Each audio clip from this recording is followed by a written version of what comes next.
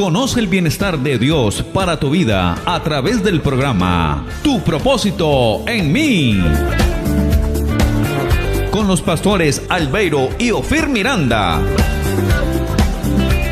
Tu propósito en mí. Sean todos bienvenidos. Hola, hola, ¿qué tal? Muy buenos días. Bienvenidos a Tu propósito en mí. Damos gracias a Dios por su gracia. Damos gracias a Dios por su amor y su fidelidad, porque sabemos que hoy también el bien y la misericordia del Señor nos seguirán todos los días de nuestra vida, y hoy nos está Dios buscando para bendecirnos. Hoy tenemos un proverbio para reflexionar y lo encontramos en el capítulo 25, versículo 21, y dice así: en el nombre de Jesús. Si el que te aborrece tuviere hambre, dale de comer pan, y si tuviere sed, dale de beber agua, porque ascuas amontonarás sobre su cabeza y Jehová te lo pagará. Amén, buenos días, Dios les bendiga, gloria a Dios por esta oportunidad que Él nos concede, y qué rico comenzar con este proverbio que nos enseña que la única manera de vencer el mal es con el bien, no hay otra forma. En el Antiguo Testamento el que la hacía la pagaba. En cambio, Jesús nos enseña que si alguien nos hace algo malo, nosotros tenemos que hacerle algo bueno. Alguien dirá, no, pero eso es imposible. No, usted y yo que tenemos a Cristo en nuestro corazón, estamos habilitados para poder hacer eso. Humanamente no lo podríamos hacer. Eso lo podríamos hacer, ¿por qué? Porque tenemos la presencia del Espíritu de Dios que nos da la capacidad de actuar no humanamente, sino de una manera sobrenatural. Qué bueno poder darnos a la tarea de hacerle bien a aquel que nos hace el mal. Efectivamente, es el propósito de Dios. Recordemos que la justicia de Dios es dar a Jesucristo por el mal que nosotros hicimos. Eso fue la justicia de Dios. Nosotros éramos pecadores, éramos malos, éramos perversos, íbamos camino hacia el infierno, pero Dios envió a Jesucristo para darnos vida eterna. Por eso el mayor ejemplo en hacer el bien a los que hacen el mal es el Padre Celestial. Así que si alguien te hace daño hoy, si alguien te ha hecho daño, simplemente toma la determinación de pagarle con el bien por el mal que Él te ha hecho, y Dios mismo se encargará de la situación. Dios se encargará de tomar el control de todas las cosas, y siempre lo que Dios permite es para el bien de la humanidad. Hoy oramos para que Dios te bendiga. Hoy oramos para que el Padre Celestial abra las ventanas de los cielos sobre tu casa, sobre tu familia. Que Dios hoy te sorprenda con cosas maravillosas, que seas grandemente prosperado y que seas tan bendecido que puedas tener para compartir con muchos más. Amén, que así sea, que el Señor te bendiga mucho más, de tal manera que tú puedas compartir esa bendición con otros. Pero también, juntamente con este proverbio, Dios nos quiere seguir instruyendo, y estamos estudiando el Evangelio de Marcos, aún en el capítulo 14, bajo el título de Jesús ora en Getsemaní. Vamos a mirar cómo en momentos difíciles Jesús soluciona los problemas orando al Padre Celestial. Leemos estos textos, estos versículos del 33 al 36 en el nombre de Jesús. Y tomó consigo a Pedro, a Jacobo y a Juan, y comenzó a entristecerse y a angustiarse. Y les dijo: mi alma está muy triste hasta la muerte. Quedaos aquí y velad. Yéndose un poco adelante, se postró en tierra y oró que si fuese posible pasase de él aquella hora. Y decía: Abba, Padre, todas las cosas son posibles para ti. Aparte de mí esta copa, mas no lo que yo quiero, sino lo que tú. Gloria a Dios por este texto que nos permite ver en momentos de dificultad a Jesús buscando el direccionamiento, buscando la presencia del Padre. Así que Marcos 14 del 33 al 36 narra la profunda angustia de Jesús en Getsemaní. ¿Qué es Getsemaní? Es como un huerto, destacando su humanidad al sentir temor y tristeza extrema ante la inminente crucifixión y el peso del pecado. ¿Cómo podemos entender allí que Jesús en su naturaleza humana, aunque era Dios 100%, también era humanamente también era 100%?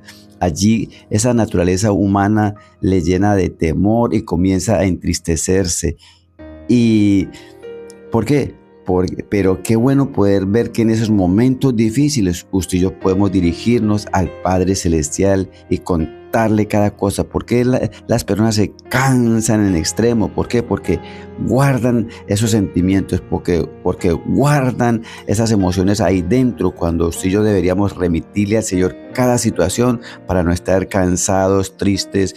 Jesucristo se sintió humanamente tristeza, pero fue y habló con el Padre. Jesús ora fervientemente al Padre para que aparte la copa, pero finalmente se somete voluntariamente a su voluntad, sellando su victoria espiritual sobre el mal. Entonces, ¿qué podríamos destacar de acá? La humanidad de Jesús.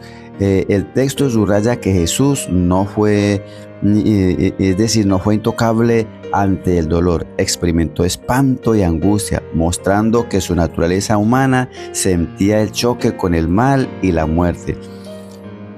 Pero también miramos aquí lo que se llama la copa del sufrimiento. La petición de que pase la copa no es el solo miedo a la muerte física, sino la carga de la ira de Dios contra el pecado de la humanidad que estaba a punto de asumir. Él sabía que él en su cuerpo, en su tenía que experimentar el pago por el pecado de toda la humanidad. Jesús sabía que para poder darle libertad a la humanidad, él tenía que experimentar todo, o tendría que pagar el pago, tendría que llevar en sí el pago por el pecado de toda la humanidad. Todo el pecado que usted y yo cometimos, él lo llevó sobre su cuerpo. Amada esposita. Encontramos pues en esta porción bíblica algo muy maravilloso, y es que nos deja ver realmente en la naturaleza también humana del Señor Jesucristo. Encontramos a un Jesús que a través de la Biblia encontramos que se cansó, que sintió sed. Encontramos también a un Jesús que en este momento nos muestra que se puso triste también, y no una angustia cualquiera. Dice la Biblia que él se angustió hasta la muerte, o sea, como hasta sentir la muerte muy cerquita, ese desespero tan grande. Pero ¿cómo actuar en medio de una circunstancia tan difícil? Porque es que somos seres humanos y tenemos emociones, y el Señor mismo tuvo esas emociones, pero ¿qué hizo Él como el ejemplo para nosotros? ¿Qué hizo Él cuando estuvo angustiado? ¿Qué hizo Él cuando estuvo desesperado? Pues ir a papá, ir a orar delante del Padre Celestial y presentarle su situación, decirle que estaba angustiado, que estaba desesperado, que sabía que lo que venía no iba a ser fácil, que iba a cargar todos los pecados del ser humano, y a causa del pecado en su vida, en todo su ser, iba a sentirse separado del Padre Celestial, cosa que él nunca había sentido. Él siempre había estado súper conectado con el Padre mientras estuvo en esta tierra, pero cuando iba a la cruz tenía que cargar todos los pecados, y eso automáticamente lo iba a separar del Padre.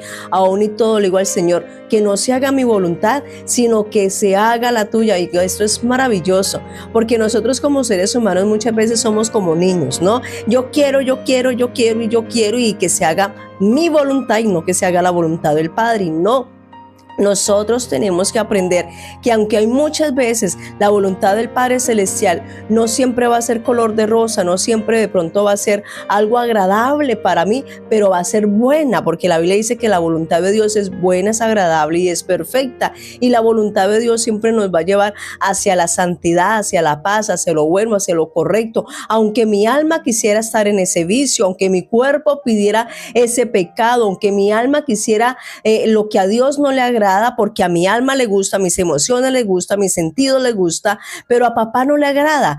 Para mi papá eso es pecado, para mi papá eso es engaño, para mi papá eso es mentira, para mi papá eso son cosas que a él no le agrada. Entonces yo, por tener contento el corazón del Padre, pues ya no voy a hacer lo que a mí me gusta, aunque yo quisiera tener argumentos y quisiera buscar todas las cosas para hacer las cosas como a mí me gustaría, pero si al Padre Celestial no le agradan, pues yo no lo voy a hacer, porque es que lo más importante es tener contento el corazón del Padre Celestial. Eso es lo más importante. Recordemos que las cosas de esta tierra son para esta tierra, pero en el cielo vamos a tener un cuerpo nuevo, vamos a disfrutar de un cielo nuevo y una tierra nueva que definitivamente tenemos que prepararnos para estar allí, porque recordemos que sin paz y sin santidad nadie verá a Dios.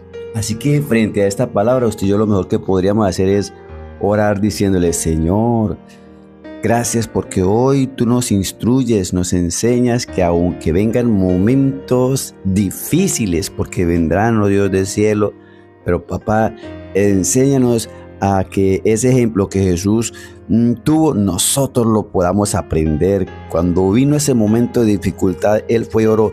Tu palabra dice: mas tú cuando ores, entra en tu aposento y cerrada la puerta, ora a tu Padre que está en secreto, y tu Padre que ve en secreto te recompensará en público. Hoy yo te doy gracias por cada vida, por cada hermano, Señor eterno. Te ruego que en medio de esas tormentas, en medio de esas dificultades, podamos ir a tu presencia. Dígale: Señor, gracias porque en ti encuentro la respuesta para mi vida. Tengo que esperar en ti, confiar en ti, orar a ti en el nombre de Jesús. Te doy muchas gracias en ese nombre hermoso y maravilloso de Cristo Jesús. Por eso, mi amado hermano, hoy declaramos bendición sobre ti, sobre toda tu familia, que comiences a hablar con el Señor, que el Señor te bendiga en abundancia, en el nombre de Jesús. Amén.